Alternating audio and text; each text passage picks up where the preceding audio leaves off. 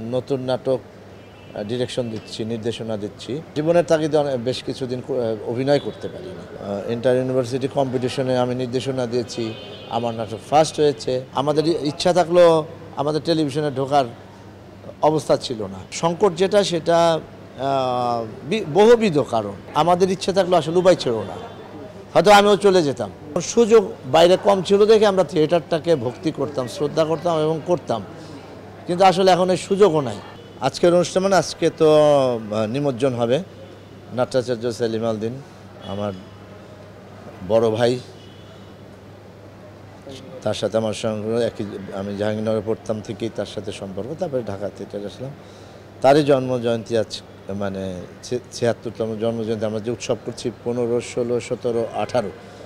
হ্যাঁ, তো আমার কাছে অনেক ভালো লাগছে। যদিও তিনি নেই, কিন্তু এই উৎসবটা হচ্ছে, উৎসব মুখরিতভাবেই হচ্ছে, সুন্দরভাবে হচ্ছে এবং দর্শক বিপুল সাড়া দিচ্ছে। আগে ছিল দেয়াল নাটক সেলিম আল দীনের, ওটাও ডিরেকশন ছিল অনিক ইসলাম, আর এটা তো বাচ্চু ভাই, নাসিরুদ্দিন বাচ্চু ভাই ডিরেকশনে। সব কিছু মিলে খুব ভালো লাগার ব্যাপার। আমি কালকে রাত্রে ২:৩০টার সময় আসছি, আমার শরীর খারাপ, তারপরে আজকে চলে আসছি। পদক অনুষ্ঠানটা তো অনেক দীর্ঘদিন ধরে দেওয়া হচ্ছে, আজকেও দেওয়া হবে। আসলে আমি জানি না কাকে কোন পদক দেওয়া হচ্ছে, বলা হয় নাই। দেখি কে দেওয়া। এটা আমাদের সাধারণত বাচ্চাদের বাইরের যারা শিল্পী আছে দলের বাইরে, তাদেরকেই ওইভাবে দেন যোগ্যতা অনুযায়ী। আমি তো ব্যাক করাই আছি। আমি এটা তো নতুন নাটক ডিরেকশন দিচ্ছি, নির্দেশনা দিচ্ছি। ঢাকা থিয়েটার থেকে আমাকে দায়িত্ব দেওয়া হয়েছে। আমি নিজেকে সম্মানিত বোধ করছি। দেখি এখন কি করা যায়। এটার নাম হচ্ছে রংমহল। এটার রচনা রুবায়েত আহমেদ, আর নির্দেশনায় আমি ফারুক আহমেদ। তো আমি তো আসলে থিয়েটারের বাইরে না, আর জীবনের তাগিদে বেশ কিছুদিন অভিনয় করতে পারিনি। এটা তো বহুদিনের সমস্যা, কিন্তু আমাদের সময় যখন আমরা থিয়েটার শুরু করি, সেই 79 বা 80 থেকে, আমি জাহাঙ্গীরনগর থেকে আমি থিয়েটার করি। ওখানে আমি হলের নাট্য সম্পাদকও ছিলাম, জাহাঙ্গীরনগর সদস্যের জাহাঙ্গীরনগর থিয়েটারের সেকেন্ড আহ্বায়কও ছিলাম। তো ইন্টার ইউনিভার্সিটি কম্পিটিশনে আমি নির্দেশনা দিয়েছি, আমার নাটক ফার্স্ট হয়েছে। ওই সময় থেকে আমি এই কর্মকাণ্ডের সাথে জড়িত ছিলাম। কিন্তু তখন টেলিভিশনে আসার কোনো স্কোপ ছিল না।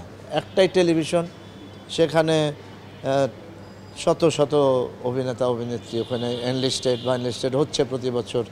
তো যে কারণে নাটক, আমাদের ইচ্ছা থাকলেও আমাদের টেলিভিশনে ঢোকার অবস্থা ছিল না, আর তখন আমরা ইচ্ছাও ছিল না ওই রকম। আমি যখন প্রথম দিন ঢাকা থিয়েটার আসি, তখন আমাকে যখন জিজ্ঞেস করলো তুমি কী জন্য থিয়েটার করবো, আমি সিম্পল, আমার ভালো লাগে সেই জন্য। এটার সাথে টাকার কোনো সম্পর্ক নেই। এবং আমি কিন্তু 40 বছর যাবতীয় আছি। আমি মিডিলে বেশ কিছু বছর আমার বাঁচার তাগিদে আমি কাজ করি নাই। আর সংকট যেটা সেটা বহুবিধ কারণ। সামাজিক অস্থিরতা, রাজনৈতিক অস্থিরতা, অন্য জায়গায় চলে যাওয়ার স্কোপ আছে এখন, যে আমি এখানে একটু তিরিং বিরিং করি, তারপরে কয়েকদিন পরে যা টেলিভিশনে যাই। কিন্তু আমাদের সময় সত্যিকার অর্থে আমি বলতে চাই যে আমাদের ইচ্ছে থাকলে আসলে উপায় ছিল না, হয়তো আমিও চলে যেতাম। এটা কোনো বলে লাভ নাই। আমার স্কোপ থাকলে আমি চিন্তা করলাম যে আমি তো পারি, অভিনয় পারি, চলে যেতাম। কিন্তু ওরকম স্কোপ ছিল না। আমি খামাখা এদেরকে দোষ দিয়েও লাভ নাই, এটা একটা। তারপরে এখন তো ইউটিউব আছে, বিভিন্ন রকমের প্রযুক্তির উন্নতির কারণে অনেকভাবে অনেক কিছুই করা যায়।